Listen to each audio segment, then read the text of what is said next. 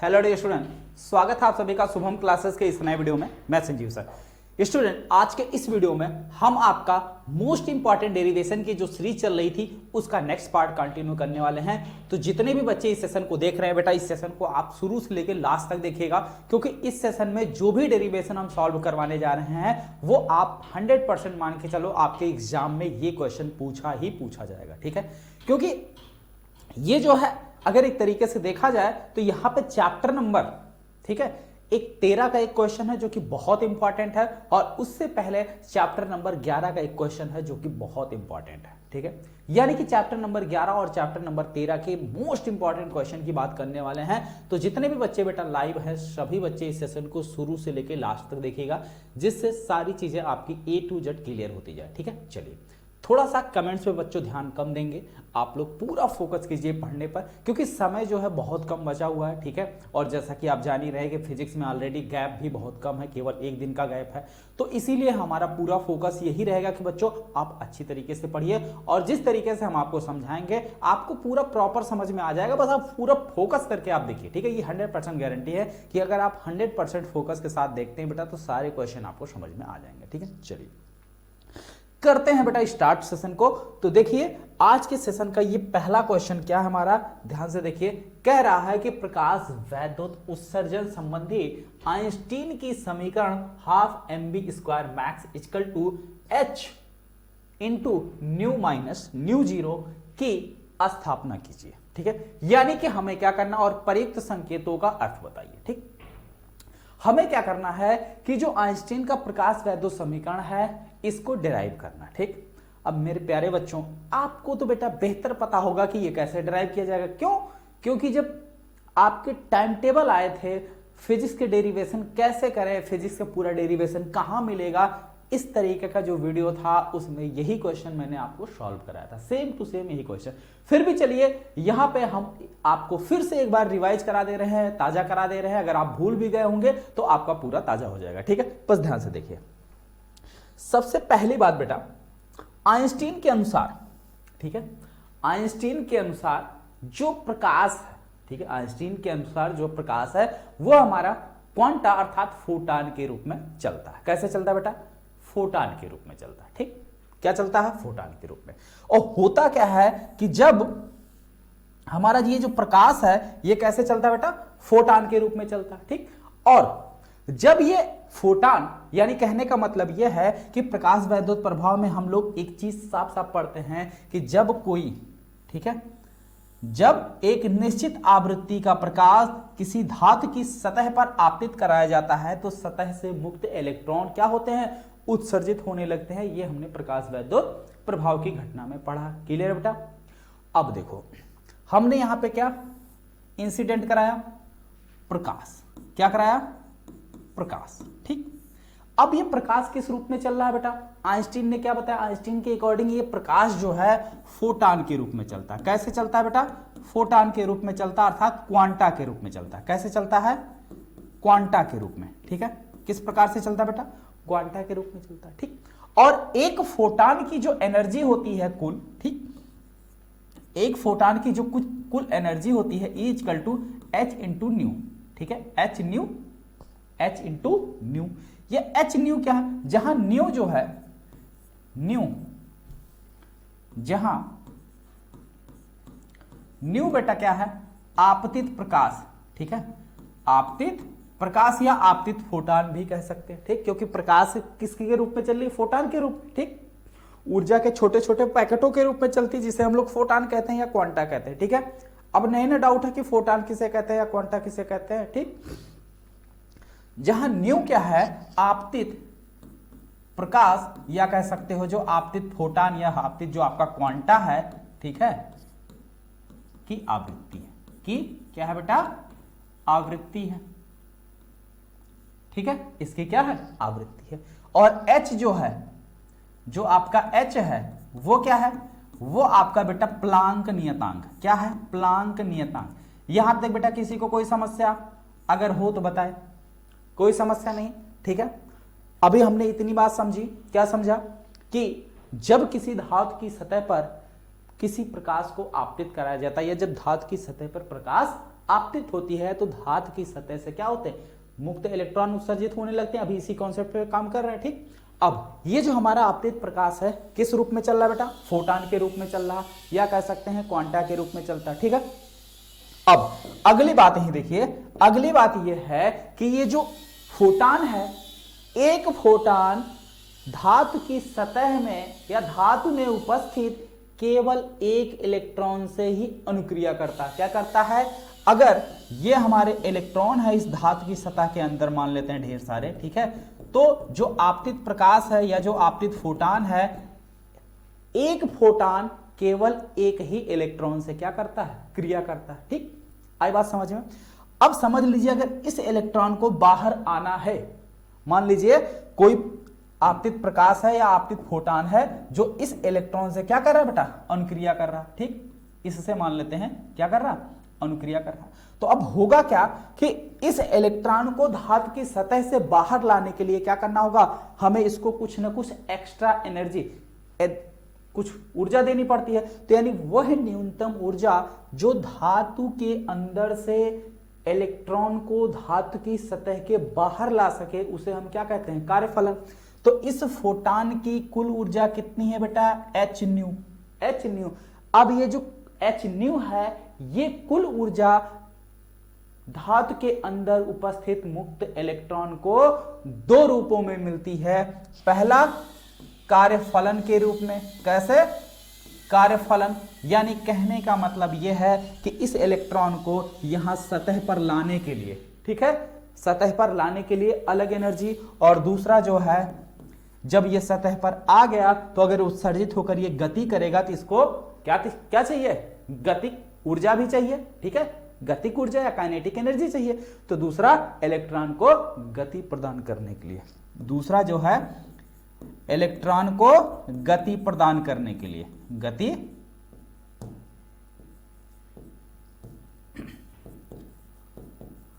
प्रदान करने के लिए, ठीक है, गति प्रदान करने के लिए। क्लियर बेटा। तो ये दो तरीके से इसको क्या मिलती है, ऊर्जा मिलती है। तो यानी कि जो ये कुल ऊर्जा है इसकी, ये एच न्यू या आप कह सकते हैं जो ई है, ये किन रूपों में डिवाइड हो जाता है, ये जो हमने दो रूप बताए, कौन कौन सा, कार्यफलन, कार्यफलन को लिखते हैं बेटा W0 से, और प्लस काइनेटिक एनर्जी यानी कि ई के, ठीक, क्लियर। अब आगे देखो, E बराबर क्या होता है बेटा, E बराबर अभी अभी आपने देखा क्या होता है, एच न्यू होता है, ठीक। और W0 क्या है, ये क्या है आपका, ये है बेटा आपका कार्यफलन, क्या है, कार्यफलन, ठीक है। ये क्या होता है, ये क्या होता है, तो W बराबर जो होता है, यानी कि W बराबर होता है एच न्यू के बराबर होता है, परंतु वही इलेक्ट्रॉन क्वांटा या जो फोटान है उसी की कुल ऊर्जा W भी होती है, ठीक है। कुल ऊर्जा को हम W से लिखें या E से लिखें, दोनों बात एक ही है, ठीक है। चलिए, तो ये होता है। लेकिन जो कार्यफलन होता है W0, इसमें क्या होता है कि वह न्यूनतम आवृत्ति क्या होती है, न्यूनतम आवृत्ति। जब न्यूनतम शब्द लगता है तो ये हो जाता है आपका एच न्यू 0। कितना हो जाएगा, एच न्यू 0। तो अब W की जगह ये मान रख दीजिए, एच न्यू 0 और प्लस ई के, ठीक। ये पीछे आपका समीकरण 1 बना था, ये आगे आपका समीकरण नंबर 2 बन गया, समीकरण नंबर 2। अब देखिए, यदि उत्सर्जित इलेक्ट्रॉन की, यदि उत्सर्जित इलेक्ट्रॉन की अधिकतम गतिज ऊर्जा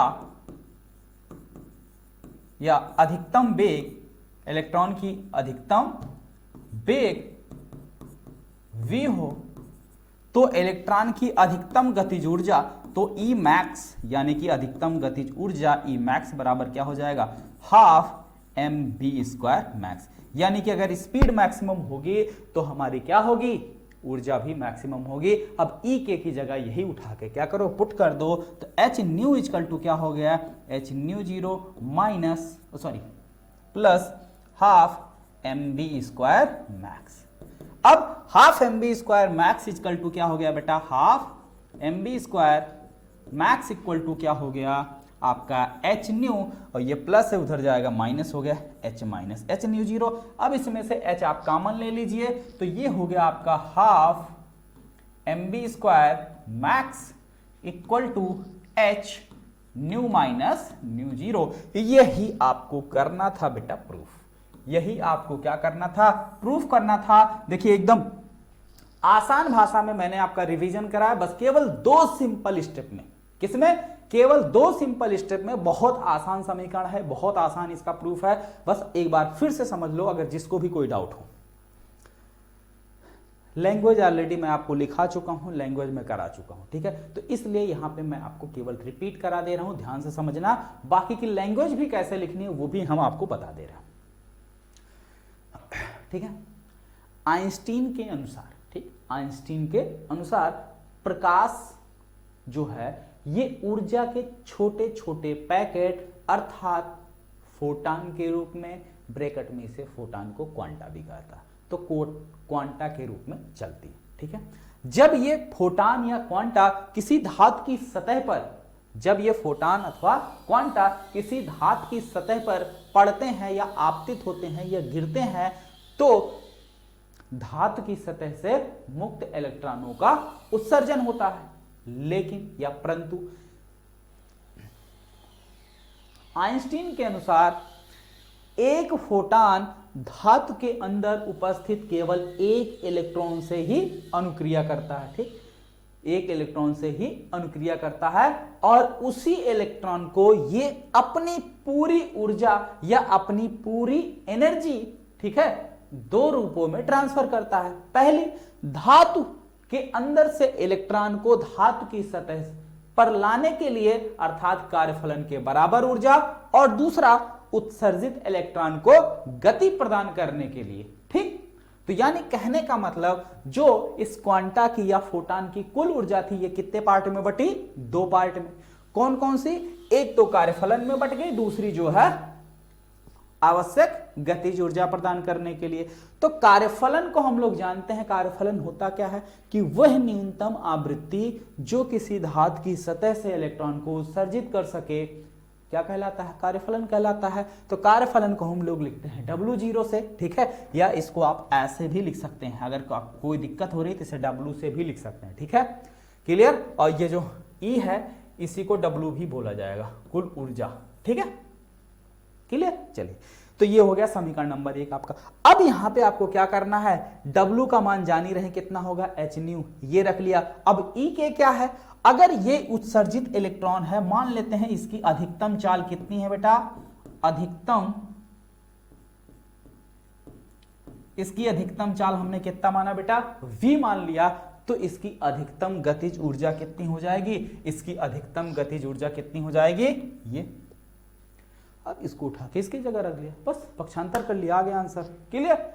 अब अगर आपसे प्रयुक्त शब्दों का अर्थ बताने की बात हो रहा है तो जहां ये m है ये क्या है बेटा, इलेक्ट्रॉन का द्रव्यमान है, इलेक्ट्रॉन का द्रव्यमान है। बाकी B बता ही दिया कि उत्सर्जित इलेक्ट्रॉन का अधिकतम वेग है, h जान ही रहे हो प्लांक कांस्टेंट है, न्यू क्या है, ये आपतित फोटान अथवा आपतित प्रकाश की आवृत्ति है, ये क्या है, न्यू 0, इसे कहते हैं मेला, सॉरी इसे कहते हैं बेटा देहली आवृत्ति, ठीक है। चलिए आते हैं बच्चों, देखिए जो भी बच्चा अभी तक बेटा शुभम क्लासेस का क्रैश कोर्स नहीं ज्वाइन किया है, बेटा आप सभी लोग देखिए Shubham classes crash course join कर लीजिए, क्योंकि शुभम क्लासेस के क्रैश कोर्स में आपको बेटा सबसे इंपॉर्टेंट चीज मिलता है शॉर्ट नोट्स, जो आपको एग्जाम टाइम में रिवीजन करने के लिए, यानी कि फास्ट रिवीजन के लिए बहुत ज्यादा हेल्पफुल है, बहुत ज्यादा मदद करेगा, ठीक है। और आपको मिलेंगे हर एक सब्जेक्ट के 1 शॉर्ट वीडियो, लास्ट ईयर पिछले 3 साल के paper, chapter wise important question answer, 3 model paper और भी बहुत कुछ, ठीक है।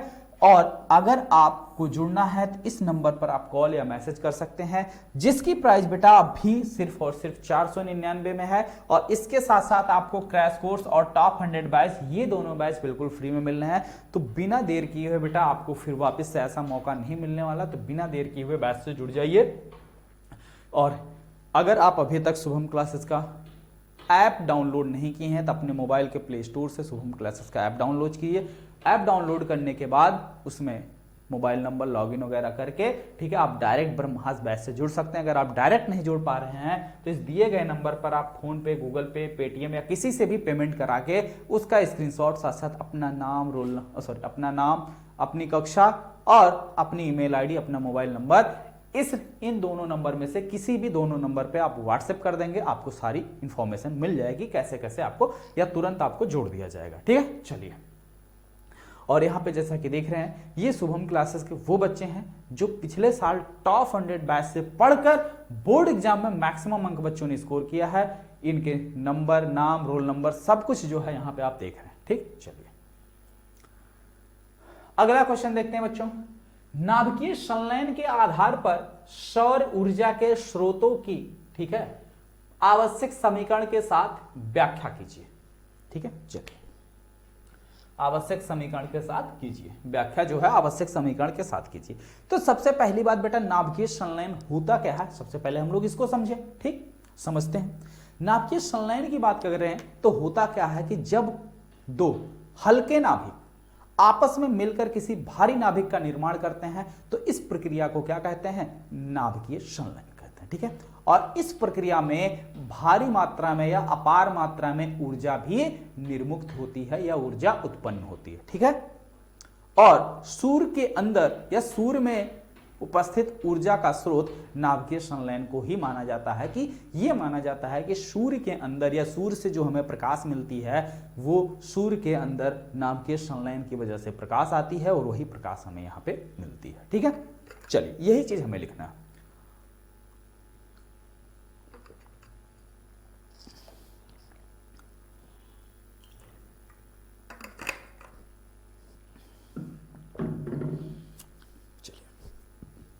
देखिए बेटा, सन 1939 या 1939, ठीक है, 1939 में एक अमेरिकन वैज्ञानिक थे। ठीक है, में अमेरिकन वैज्ञानिक कौन थे, अमेरिकन वैज्ञानिक H.A. बे थे। कौन बेटा, H.A. बे थे। ठीक है, कौन था, H.A. बे थे।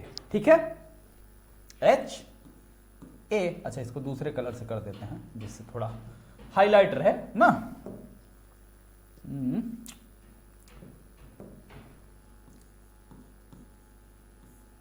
H.A. बे थे। ठीक है, H.A. बे थे। क्लियर है ना, बोलो क्लियर। H.A. बे थे ने बताया कि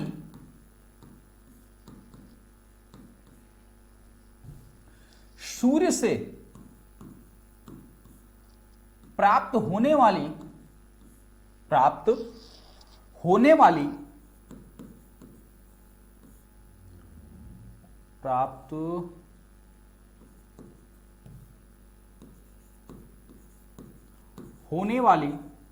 ऊर्जा का मुख्य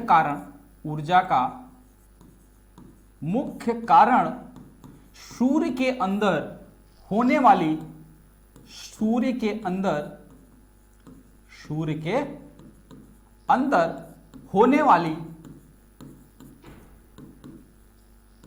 नाभिकीय होने वाली या सूर्य के अंदर लगातार होने वाली, ठीक है, सूर्य के अंदर लगातार होने वाली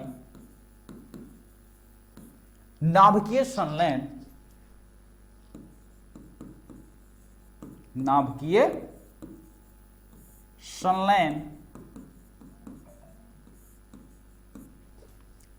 के कारण,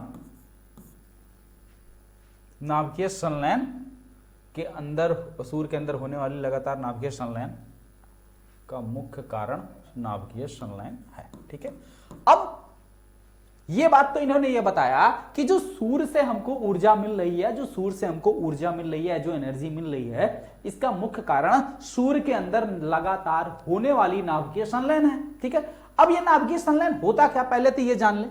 तो नाभिकीय संलयन की अगर हम बात करें बेटा, ठीक है, हालांकि नाभिकीय संलयन का जो परिभाषा है इसको हमें ऊपर लिखना चाहिए था, ये चीज नीचे लिखना चाहिए था, ठीक है, लेकिन अब ये चीज ऊपर हो गया है तो आप एग्जाम में वो कर सकते हैं, ठीक है। नाभिकीय संलयन की परिभाषा आप पहले देंगे, नाभिकीय संलयन की परिभाषा आप पहले लिखेंगे और उसके बाद ये स्टेप नीचे करेंगे, ठीक है। चलिए नाभिकीय संलयन मैं यहां लिख देता हूं, नाभिकीय संलयन।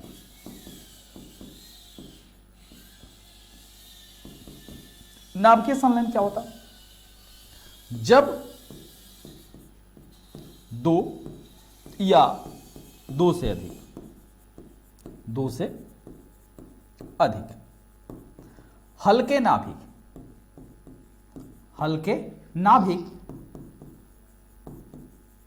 आपस में मिलकर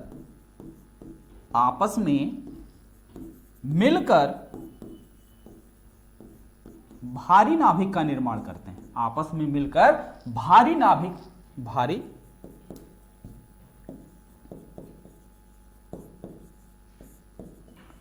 नाभिक का निर्माण करते हैं, ठीक है। और इस प्रक्रिया में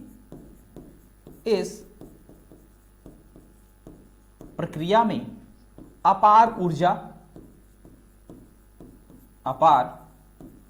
ऊर्जा मुक्त होती है, ठीक है, मुक्त होती है, ठीक है। जब दो या दो से अधिक हल्के नाभिक आपस में मिलकर किसी भारी नाभिक का निर्माण करते हैं, ठीक है, और इस प्रक्रिया में काफी ऊर्जा मुक्त होती है, इसको, ठीक है, हम क्या कहते हैं? नाभिकीय संलयन कहते हैं।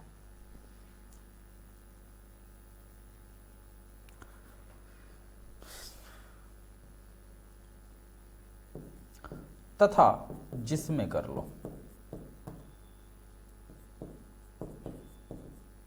जिसमें अपार ऊर्जा मुक्त होती है, इस प्रक्रिया को नाभिकीय संलयन कहते हैं, ठीक है। सेंटेंस थोड़ा अपने हिसाब से बैठा लेना, इस प्रक्रिया को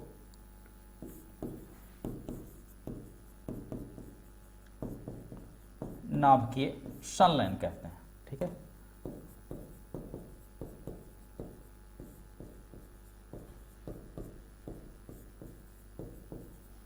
ठीक है, और सूर्य का, ठीक है, मुख्य स्रोत जो है नाभिकीय संलयन है, यानी कि सूर्य से प्राप्त होने वाली जो ऊर्जा है वो क्या है, उसका मुख्य कारण जो है नाभिकीय संलयन, ठीक है। चलिए अब देखो, H.A. बेथे ने, ठीक है, H.A. बेथे ने बताया कि, क्या बताया? H.A. बेथे ने बताया कि सूर्य में होने वाली, ठीक है, सूर्य में होने वाली नाभिकीय संलयन में क्या होता है कि नाभिकीय संलयन में हाइड्रोजन जो है, हाइड्रोजन, ठीक, 4 हाइड्रोजन आपस में मिलकर क्या करते हैं? एक हीलियम नाभिक बनाते हैं, ठीक है।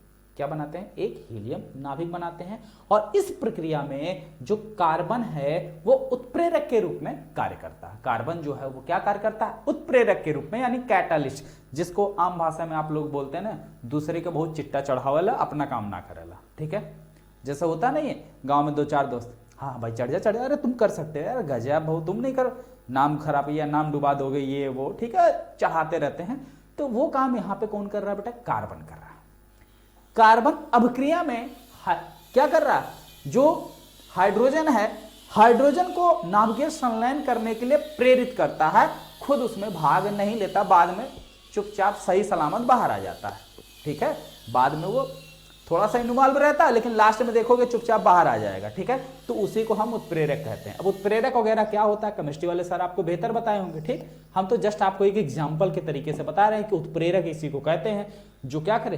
चिट्टा चढ़ाने का काम करे। यानी कोई काम अगर आप कर रहे हो तो उसे या तो वो बिगाड़ देगा, या तो उसको और तेज करा देगा, या तो बंद करा देगा, या तो उसे और तेज कर देगा, सेम टू सेम तो नहीं है होने देगा, ठीक। चलिए यहां तक बात समझ में आ गई बेटा? ठीक है, चलिए। H.A. बेथे ने बताया कि सूर्य के अंदर सूर्य के अंदर, सूर्य के अंदर 4 हाइड्रोजन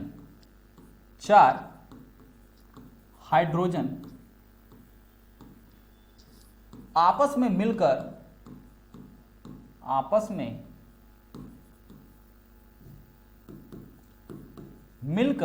4 हाइड्रोजन आपस में मिलकर एक हीलियम नाभिक बनाते हैं, एक हीलियम नाभिक बनाते हैं, एक हीलियम नाभिक बनाते हैं। और यह प्रक्रिया सीधे ना होके कई चरण में जो है पूरी होती है। यह प्रक्रिया सीधे ना होके कई नाभिकीय या कई जो है तापीय अभिक्रियाओं के द्वारा संपन्न होती है। और इसमें कार्बन जो है वो क्या कार्य करता है, कैटालिस्ट यानी कि उत्प्रेरक का। क्लियर बेटा, सबको समझ में आया या है किसी को कोई समस्या? बोलो। ठीक है, और यह अभिक्रिया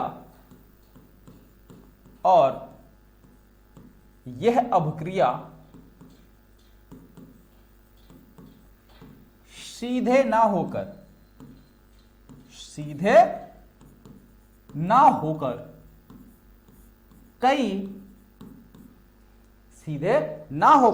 कई ताप अभिक्रियाओं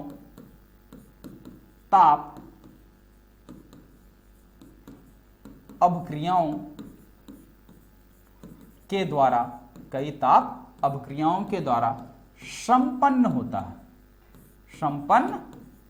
होता है। ठीक है, जिसमें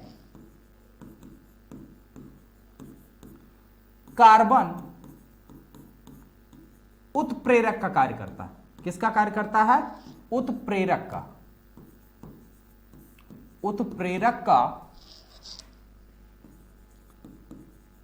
कार्य करता है, जिसमें कार्बन क्या करता है बेटा? उत्प्रेरक का कार्य करता है। इसीलिए इस अभिक्रिया को कार्बन चक्र कहा जाता है या कार्बन साइकिल कहा जाता है। ठीक है, इसीलिए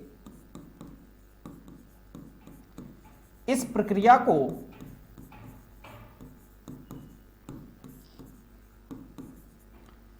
कार्बन चक्र कहा जाता है। क्या कहा जाता है बेटा? कार्बन चक्र कहा जाता है। ठीक है, कार्बन चक्र कहा जाता है। ठीक, क्लियर, स्पष्ट। अब ये कार्बन चक्र होता कैसा है इसको समझते हैं। यानी कि ये जो नाभिकीय संलयन की अभिक्रिया हुई, जो कार्बन साइकिल कंप्लीट हो रही है, ये हो कैसे रही जरा देखते हैं। देखो होता क्या बेटा, ध्यान से समझना कि एक हाइड्रोजन नाभिक यानी कि 1H1, एक हाइड्रोजन। ठीक है, ये क्या हाइड्रोजन का समस्थानिक है, तो हाइड्रोजन ही तो ये क्या करता है, एक कार्बन परमाणु से क्या करता है, रिएक्ट करता है। रिएक्ट करने के बाद क्या बनाएगा, नाइट्रोजन का समस्थानिक बनाएगा 7N13 और प्लस इस प्रक्रिया में ढेर सारी क्या निकलेगी, ऊर्जा निकलेगी। क्या निकलेगी, ढेर सारी हमें क्या मिलेगी, ऊर्जा निकलेगी। ठीक है, अब देखो ये जो है, अब ये अस्थायी नाभिक तो है नहीं, क्या है, समस्थानिक ही तो है, सॉरी हाँ समस्थानिक है। ठीक है, ये क्या है, समस्थानिक यानी कि आइसोटोप है। तो अब ये स्टेबल तो रहेगा नहीं ज्यादा देर तक, ये विघटित हो जाता है। यानी कि जो 7N13 है ये क्या हो जाता है, विघटित हो जाता है। और क्या बनाता है, ये क्या होता, विघटित होता, और विघटित होके फिर वापस से कार्बन का समस्थानिक बना देता है। क्या करता है, कार्बन का आइसोटोप बना देता है। यानी कि एक पॉजिट्रॉन यहां से निकलेगा। पेन गिरा है बेटा, क्वेश्चन इंपॉर्टेंट है। यहां से क्या होगा, एक पॉजिट्रॉन बाहर आएगा, एक पॉजिट्रॉन बाहर आएगा और प्लस ऊर्जा भी मुक्त होगी इस प्रक्रिया में। प्लस क्या होगी, ऊर्जा मुक्त होगी, या ऊर्जा की जगह आप एक न्यूट्रॉन भी मुक्त करा सकते हैं, एक न्यूट्रॉन भी, यानी कि न्यूट्रिनो। इसे हम क्या बोलेंगे, न्यूट्रॉन नहीं, न्यूट्रिनो। क्या बोलेंगे, ये पॉजिट्रॉन है और ये न्यूट्रिनो। ठीक है, तो एक पॉजिट्रॉन निकलता है और एक न्यूट्रिनो निकलता है। क्लियर। अब फिर वापस से ये जो कार्बन का समस्थानिक है ये फिर से क्या करेगा, एक हाइड्रोजन के साथ क्या करेगा, रिएक्ट करेगा। ठीक, तो ये फिर से बेटा क्या किया, एक हाइड्रोजन के साथ ये रिएक्ट करेगा। कौन, ये जो कार्बन का आइसोटोप है। तो ये फिर 1H1 प्लस 6C13 ये वापस से क्या बनाएगा, देखो ये वापस क्या बनाएगा बेटा, 6 एक साथ 7N14 यानी कि ये नाइट्रोजन बनाएगा। ठीक है, और प्लस ऊर्जा, हमें क्या मिलेगी, ऊर्जा मिलेगी। ठीक, ढेर सारी। ठीक। अब अच्छा एक सेकंड हो, नहीं नहीं नहीं नहीं नहीं, नहीं कुछ तो गड़बड़ किया मैंने। 12 1 13, 6 1 7, 13 1 14, नहीं बेटा कुछ तो गड़बड़ है।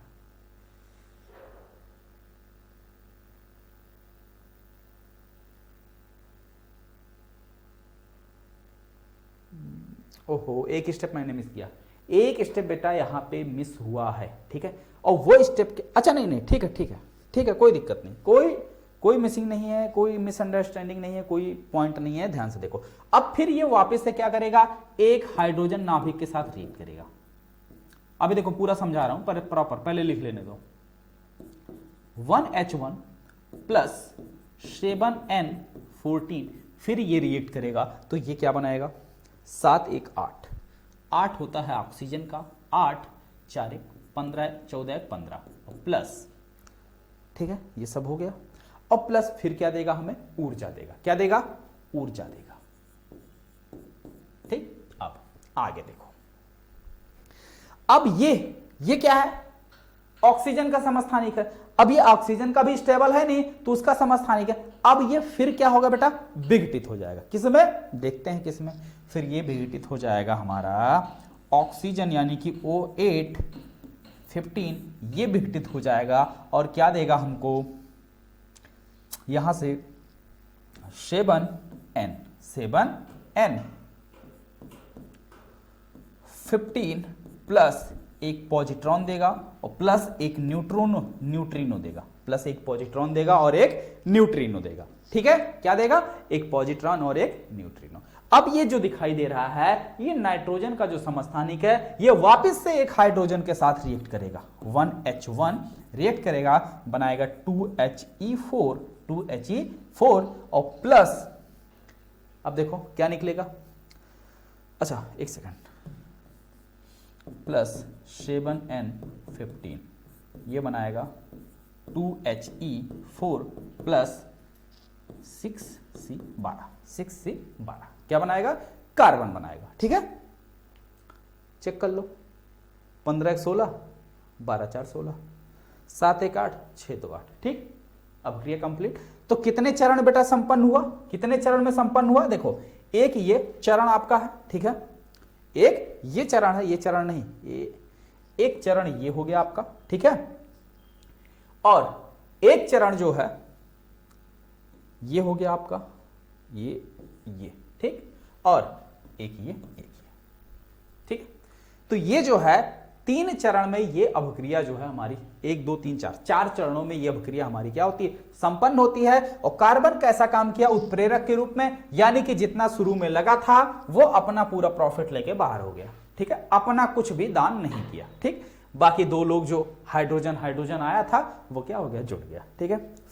अब देखो क्लियर होता क्या है कि हाइड्रोजन जो है, ठीक है, हाइड्रोजन ये आपस में मिलकर एक हीलियम नाभिक का निर्माण करते हैं और इसमें जो कार्बन हमारा कैटालिस्ट का काम करता है, यानी कि उत्प्रेरक का, ठीक। तो सबसे पहले हमने क्या किया, हमने एक हाइड्रोजन एटम लिया, ठीक है, और इस हाइड्रोजन एटम को किससे रिएक्ट कराया हमने, कार्बन के साथ, क्यों, क्योंकि उत्प्रेरक का काम कार्बन कर रहा है, ठीक है। तो कार्बन के साथ हमने रिएक्ट कराया, तो देखो 6 1 7, यानी इसका परमाणु क्रमांक 7 हो गया, और 7 परमाणु क्रमांक किसका होता है, नाइट्रोजन का। तो नाइट्रोजन 7, ऊपर क्या बना, 12 1 13, ठीक, क्लियर, 12 1 13 हो गया।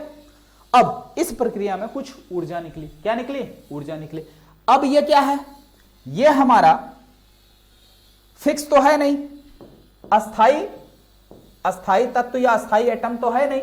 तो अब ये क्या करेगा, अपने अस्थायित्व को प्राप्त करने के लिए वापस से क्या किया, ये विघटित हो गया, ये विघटित होके किसमें बना दिया, ये नाइट्रोजन का जो समस्थानिक था ये किसमें कन्वर्ट हो गया, कार्बन के समस्थानिक में कन्वर्ट हो गया, ठीक। तो कार्बन यानी कि 6C13 में कन्वर्ट हो गया। तो अब देखो यहां 7 था, यहां 6 हो गया, तो यानी कि एक पॉजिट्रॉन बाहर निकलेगा, ठीक है। तो एक पॉजिट्रॉन निकलेगा, और जब भी पॉजिट्रॉन निकलता है तो पॉजिट्रॉन के साथ साथ न्यूट्रिनो जो है दान में मिल जाता है, ठीक। तो पॉजिट्रॉन के साथ जो है आपका एक न्यूट्रिनो बाहर आ गया, ठीक। देखो जब भी पॉजिट्रॉन निकला है तो ऊर्जा यहां प्लस में नहीं लिखा गया, ठीक। जब कुछ नहीं निकला है तब ऊर्जा। फिर वापस से ये जो कार्बन का समस्थानिक है, ये फिर एक हाइड्रोजन के साथ क्या करेगा, रिएक्ट करेगा। तो हाइड्रोजन के साथ जब ये मिलेगा तो 6 एक 7 और 13 एक 14, हाइड्रोजन का ये पूर्ण अस्थाई जो है नाभिक हो गया, अस्थाई नाभिक हो गया प्लस ऊर्जा। अब ये हाइड्रोजन का जो अस्थाई नाभिक है, सॉरी नाइट्रोजन का, ये फिर क्या किया, एक हाइड्रोजन के साथ क्या करेगा, रिएक्ट करेगा। तो 7 एक 8 और 14 एक 15, ठीक है, प्लस ऊर्जा।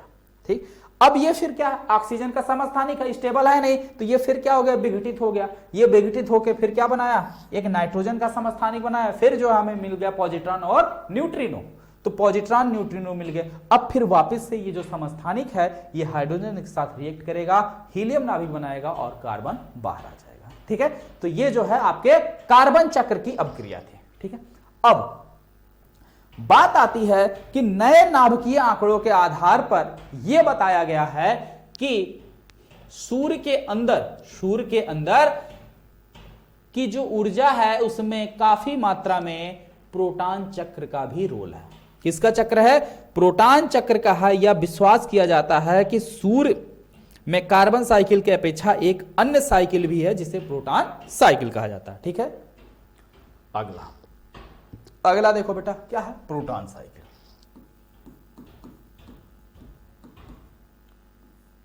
प्रोटॉन चक्र, इसमें क्या है, नए नाभिकीय आंकड़ों के आधार पर, नए नाभिकीय आंकड़ों के आधार पर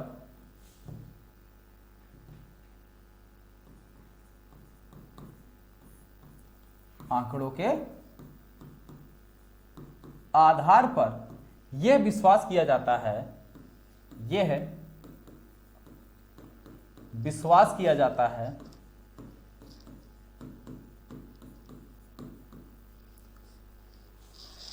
कि सूर्य में कि बेटा देखिए, जितने भी बच्चे बेटा लाइव हैं, संख्या बिल्कुल कम नहीं होनी चाहिए। ठीक है, फटाफट अपने दोस्तों को शेयर करते रहिए क्योंकि बहुत इंपॉर्टेंट है। होता क्या है कि अब नाभिकीय संलयन प्रक्रिया तो लिख ले जाते हैं, पर ये जो आपका समीकरण है, रिएक्शन है, इसमें आप मिस्टेक कर जाते हैं। ठीक, तो अगर ध्यान से समझेंगे तो रिएक्शन में मिस्टेक नहीं करेंगे, ध्यान से नहीं समझेंगे तो रिएक्शन में मिस्टेक करेंगे और नंबर यहीं आपका कट जाएगा।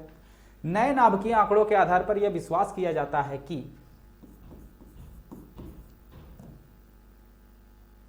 सूर्य में नाभिकीय या सूर्य में कार्बन चक्र के अलावा, कार्बन चक्र के अतिरिक्त एक और चक्र पाया जाता है, अतिरिक्त एक और चक्र पाया जाता है जिसे प्रोटॉन साइकिल कहते हैं, जिसे प्रोटॉन चक्र कहते हैं, जिसे प्रोटॉन चक्र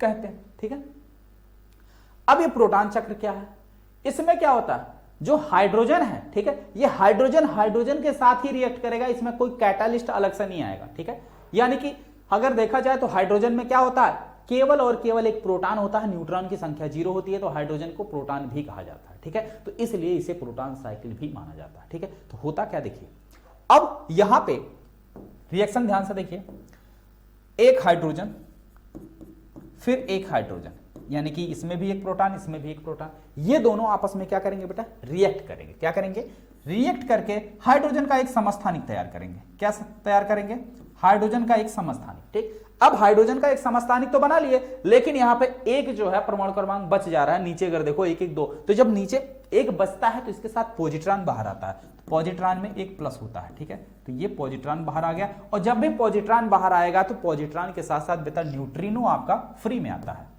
न्यूट्रिनो आपका क्या होगा, फ्री फंड में बाहर आ गया। ठीक, क्लियर।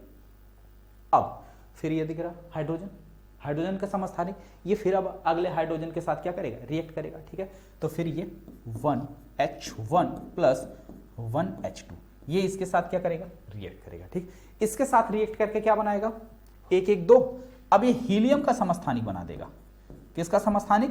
हीलियम का समस्थानिक बना दिया। अब देखो 1 1 2 2 1 3 पूरा हो गया ना। अब कुछ एक्स्ट्रा छूट नहीं रहा ना, तो जब कुछ नहीं छूट रहा तब यहां ऊर्जा मिल जाएगी, यानी एक चरण कंप्लीट हो गया। क्या मिल जाएगी? ऊर्जा मिल जाएगी। ठीक है, अब फिर ये जो हीलियम का समस्थानिक है ये फिर हाइड्रोजन के साथ रिएक्ट करेगा, यानी कि 1H1 प्लस 2He3 के साथ रिएक्ट करेगा। तो ये क्या दे देगा? ये इसके साथ जुड़ जाएगा, तो ये दे देगा आपको 2He4 हीलियम नाभिक प्लस एक बच रहा है तो एक पॉजिट्रॉन बाहर आ जाएगा। ठीक है, सॉरी 0 यहां रहता है, +1 यहां। ठीक है, और प्लस पॉजिट्रॉन के साथ साथ न्यूट्रिनो फ्री में। ठीक है, पॉजिट्रॉन के साथ साथ क्या आ गया आपका बाहर? न्यूट्रिनो आ गया। ठीक है, या इसका एक स्टेप और हमें सिंप्लीफाई करने के लिए, अगर हमें एक स्टेप और थोड़ा सरल करना हो तो इसको क्या करो? इसको हटा दो, सीधे सीधे क्या करो? ये जो हीलियम का समस्थानिक है एक और हीलियम का समस्थानिक ला दो, यानी कि 2He3 प्लस 2He3, ये दोनों मिलके क्या बना देंगे? 2He4 बना देंगे। 2He4 बना देंगे। अब अगर 2He4 बन गया तो प्लस 1H1 और प्लस 1H1, 2 2 4 6, 2 2 4 2 6। ठीक है, तो ये चीज हमको मिल जाएगा। ये हो गया समीकरण नंबर 1 आपका, ये हो गया आपका समीकरण नंबर 2, ये हो गया समीकरण नंबर आपका 3। ठीक, अब समीकरण 1 और 2 में 2 से गुणा कर दो, उसके बाद समीकरण 3 के साथ जोड़ दो। ठीक है, तो क्या हो गया? समीकरण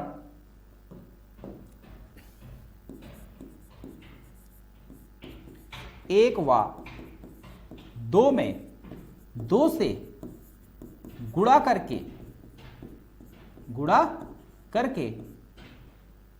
1 2 व 3 को जोड़ने पर तो सबसे पहले 3 इसमें क्या करो? गुणा करो। चलो करते हैं गुणा। इसमें 2 का गुणा करोगे क्या हो जाएगा? 2H1 1 plus 2H1 1। ठीक है, ये क्या दे रहा? 2, मतलब जहां जहां भी जो भी मिल रहा है उसके सामने 2 लगाते जाओ, प्लस 2 पॉजिट्रॉन और 2 न्यूट्रिनो। ठीक, अगला समीकरण क्या है? 2H1 1 plus 1H2 2He3 plus ऊर्जा। अब ऊर्जा में 2 से गुणा करोगे तब ऊर्जा होगा। ठीक है, अब नीचे समीकरण नंबर 3 लिख लो। 2He3 plus 2He3 gives out 2He4 plus 1H1 plus 1H1। ठीक है, अब इसको क्या करना है? जोड़ लेना। इसको क्या करना है बेटा? जोड़ लेना। अब ध्यान देना कि यहां पे सफिक्स अलग है और ये जो है मल्टीप्लाई जो है अलग है। ठीक है, 2 का मल्टीप्लाई किया गया सफिक्स, तो यहां 2 हाइड्रोजन 2 हाइड्रोजन। ठीक है, इधर देखो इस साइड बेटा 2 हाइड्रोजन 2 हाइड्रोजन, कितने हाइड्रोजन हो गए? 4 हाइड्रोजन। कितने हो गए? 4 हाइड्रोजन। ठीक है, अब देखो इस साइड में कितने हाइड्रोजन है? इस साइड में क्या 4 हाइड्रोजन है? इस साइड में देखो 4 हाइड्रोजन है। देखो एक हाइड्रोजन यहां है, एक हाइड्रोजन यहां है, 2 हाइड्रोजन हो गए।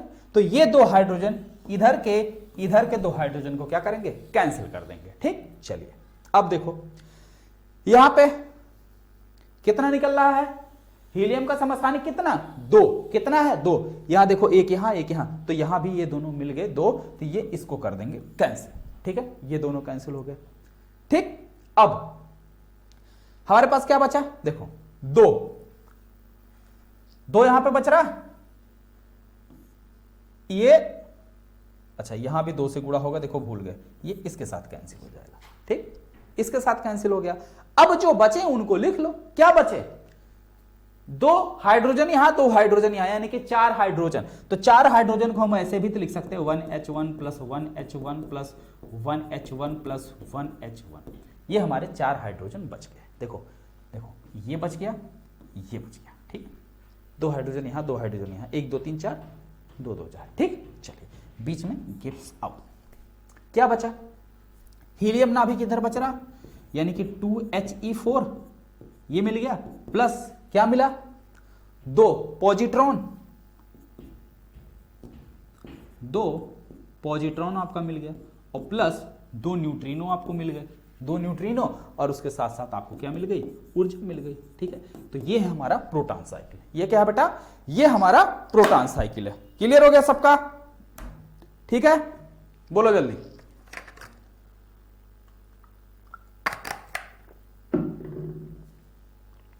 ठीक,